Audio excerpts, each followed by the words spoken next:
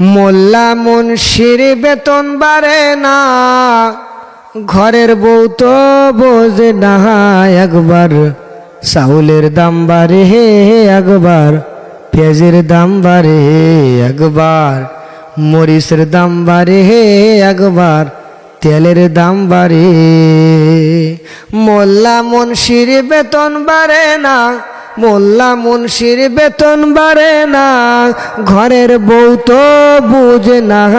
একবার চাউলের দাম বাড়ে, একবার পেঁয়াজের দাম বাড়ে, একবার আলুর দাম বাড়ে, একবার মরিচের দাম বাড়ে।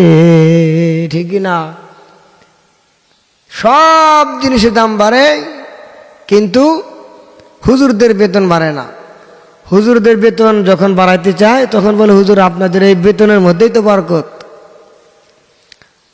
আসলে এটা হুজুরকে সম্মান করা হচ্ছে না, এটা হচ্ছে অসম্মান করা। সম্মান দুই প্রকার, একটা হচ্ছে ইজ্জত করা, একটা হচ্ছে টাকা দিয়ে সম্মান করা। তো এই ক্ষেত্রে হুজুরদেরকে যারাই বলবে যে হুজুর আপনাদের বেতনের মধ্যে তো বরকত মেলা, আমাদের বেতন তো বরকত নাই, এটা আসলে হুজুরদেরকে ধোঁকা দেওয়া হচ্ছে। আপনারাই বলুন, আপনি কামাই করেন মাসে 40,000, এই 40,000 টাকা যে আপনার বাড়ির খরচ হয় না, বা পকেট খরচ হয় না, রান্নাবান্না হয় না। আর একটা হুজুর 10,000 টাকা পায়, সর্বোচ্চ 15,000 টাকা পায়। এই টাকার কারণে তো আর এই 10-15,000 টাকাতে একটা ফ্যামিলি চলে? বউ বাচ্চা, ভাই বোন, বাবা মা, সন্তানকে পড়ানো, নিজের পকেট খরচ, ওষুধ পানি, এগুলো তো হয় না।